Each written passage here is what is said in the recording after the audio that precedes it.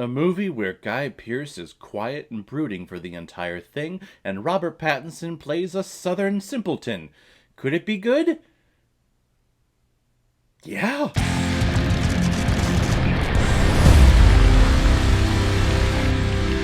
The Rover, released in 2014 and is directed by David Michaud, who has also directed such films like Crossbow, Netherland Dwarf, Solo, Inside the Square, and Animal Kingdom. And this film is starring two huge-ass leads in Guy Pearce and Robert Pattinson. And the reason why we're talking about The Rover today is because it was a PayPal recommendation and donation from one of my biggest supporters on this channel. She's here all the time and sending in support and donations like crazy. Autumn Blood, thank you very much for your support, and I had never heard of this film. That's typically what you do. You send me films and I'm like, what is this? I've never even heard of this, but it was starring Robert Pattinson, and this past weekend his film The Batman was released and he was fantastic, so I thought, you know what? This would be the perfect time to look at some of the filmography of Robert Pattinson outside of the whole Twilight debacle shit. It has been 10 years after a global economic collapse, and the inhabitants of Australia are living in a barren wasteland. And after the introduction of our main character, Eric, showing up at a bar just to get a refreshment, these four bandits come along and crash their truck and steal Eric's car out from under him. So now Eric has vowed vengeance on the thieves, and will stop at nothing to get his car back, even if that means teaming up with one of the thieves' younger and naive brothers, Reynolds, played by Robert Pattinson. And yes, this film makes you believe that he is just going out after his car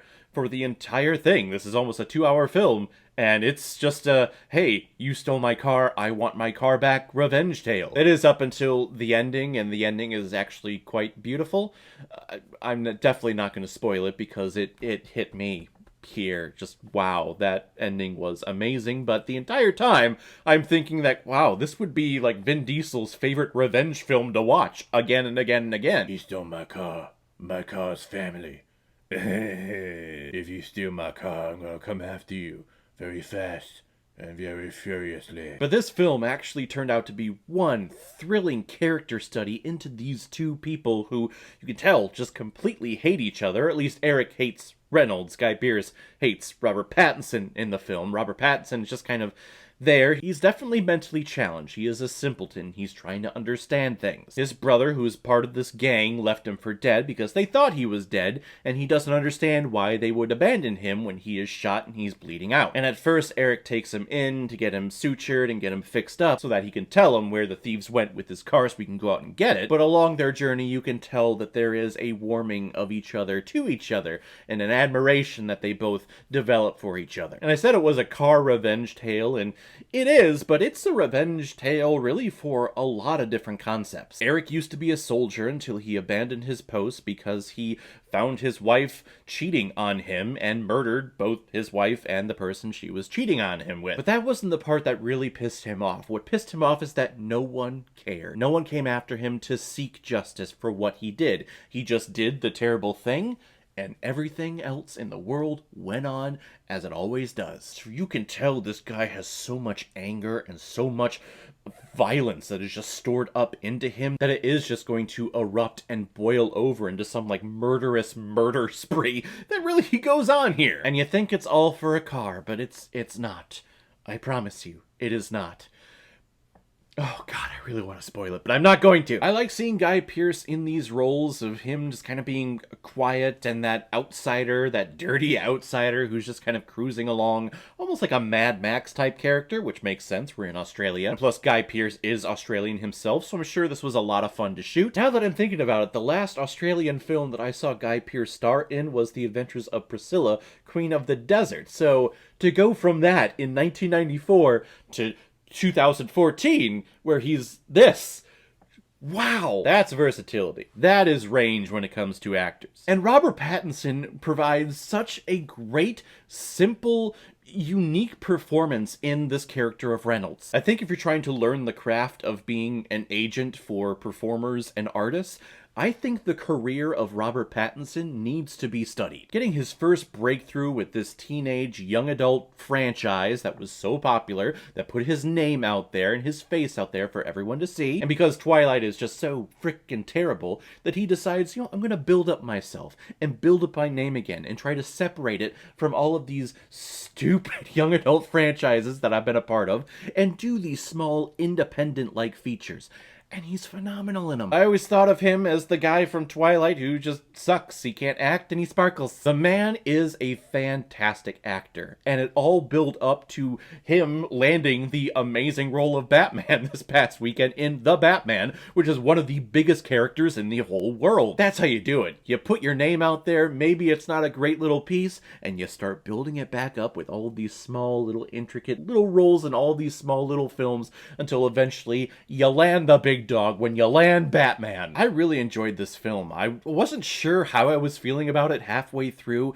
The cinematography is beautiful. The use of the Australian desert and the Australian mountains in the background, the scenery is magnificent, and the use of sound, of score, and the lack of sound and score in this film just adds to the tension and adds to the thrillingness of this movie and in the situation that these characters find themselves in. You have these straining strings that sounds like a baby crying, and it's just but then there are other points where they're infiltrating a house and there is no sound at all. There is no score, and really they're being quiet as hell, and you can't hear anything, which is actually even worse when it comes to thriller, because you're like, oh my god, I just want to hear something. Let me hear something. Where's the something? This is one of those hidden independent gems that just makes you feel so happy after you see it, that there is artists and pieces of art like this out there that exist. I love this film. This is fantastic. Thank you very much, Autumn Blood, for recommending it. I'm going to give The Rover 4.5 out of 5 Blu-rays.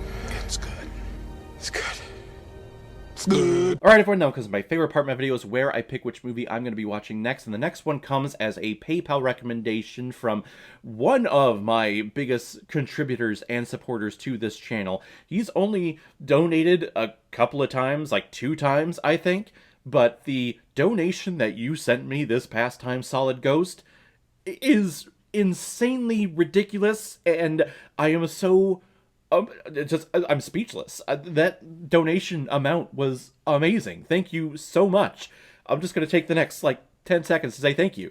Thank you, thank you, thank you, thank you, thank you, thank you, thank you, thank you, thank you, thank you. Holy shit, thank you. But you recommended a movie called Enter the Void, something, again, I've never heard of. And the last time you recommended a movie was Requiem for a Dream, which is a trip. And it looks like this movie's a trip as well. So we'll check that one out next time. Again, Solid Ghost, thank you so much. That was an amazing donation amount. So guys, if you've seen The Rover, what did you think about it? Or if you've never seen it before and you stumbled across it because of this video, then comment below, let me know what you thought about it. And as always, if you like what you see here, if you like my take on movies, then hit the subscribe button and make sure you hit that bell so you know the next time I release my next movie review. So guys, I will see you next time with my review of Enter the Void. So in the meantime, be well, be good to each other, and go watch a movie. Take care, guys.